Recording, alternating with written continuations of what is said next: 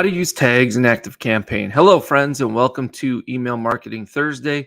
I'm your host, Kerry, and thank you so much for tuning in to today's episode about how to use tags in ActiveCampaign.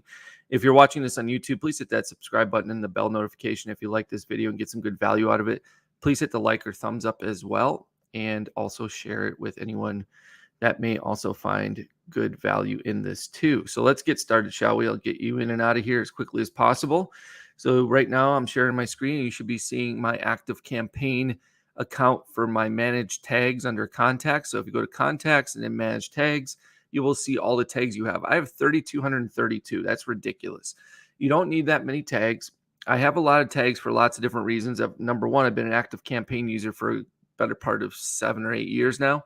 I've accumulated a lot of tags for different automations, different offers, different email sequences, automation, whatever the case may be. That's why I have so many.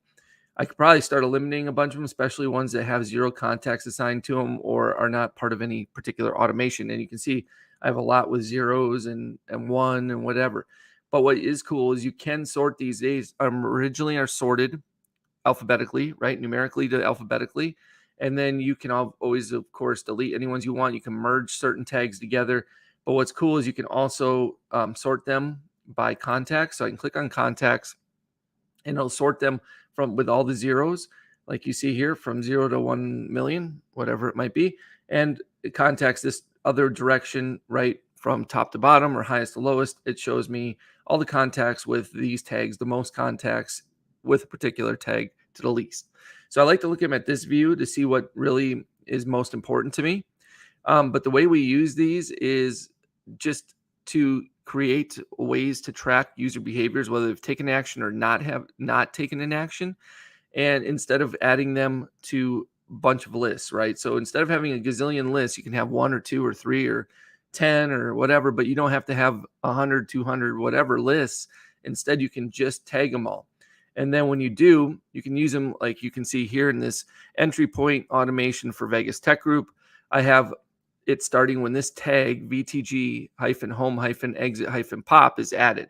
So at ClickFunnels, where my Vegas Tech Group website is hosted, when someone tries to leave the page, there's an exit pop that pops up that offers them a lead magnet in exchange for the name and email address.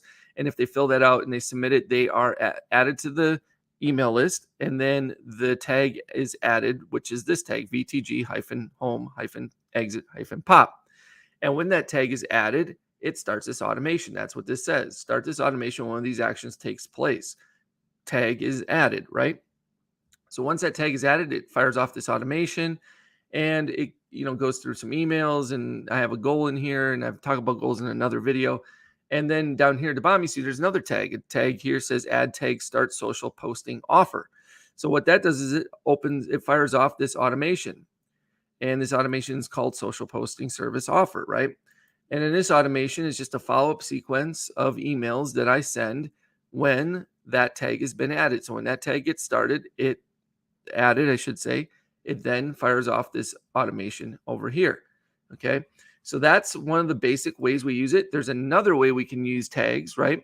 So we can have, like I've showed in other videos as well, if we want to, like in this particular follow-up test sequence number 1, clicked link action, this tag here, click the link, was added when someone clicked the link in a previous email to that particular contact. And when that happens, then this particular automation would get fired off, right? Or get started.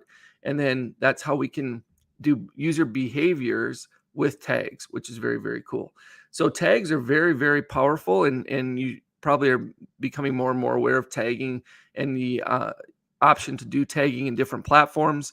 And in ActiveCampaign, it's basically the holy grail when it comes to organizing your contacts and knowing which contacts should be going where and which automations and which behaviors they've taken or haven't taken, etc. So it's absolutely powerful. You need to be utilizing if you're not, and taking advantage of it to the fullest extent possible, right? So I just wanted to show you that. Again, if we come back here, you can always look at all your tags in case you're not sure where you get them, or you can create them here under add tags. You don't have to. You can create them on the fly inside of an automation like this. I can come in here, and if I want to add a tag after, let's say, this email, I can click this little plus.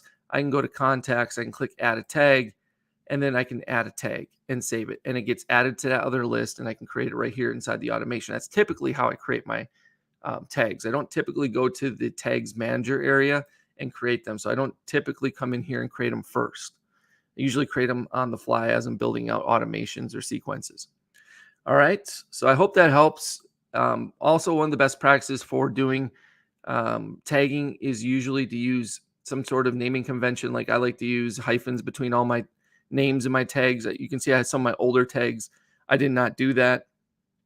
I also used brackets before for different various reasons, but ultimately, I really like to use hyphens in between. You can use underscores as well. You could have no spaces. You could just do capital letters on each word so it's readable, so it has readability. Totally up to you. You can use spaces if you want to. However, in the past, this is years ago, I'm sure, and it's probably changed since then. I used to have some issues with tags working correctly when they had spaces in them. But I think ActiveCampaign's probably figured that out by now, and it probably works fine with spaces.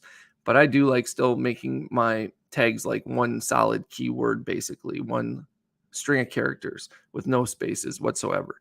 So you can apply that if you like, but otherwise feel free to do whatever makes sense to you.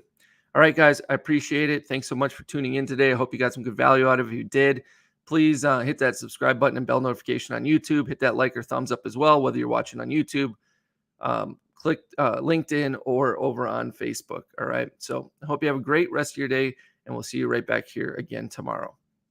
Have a good one. Take care.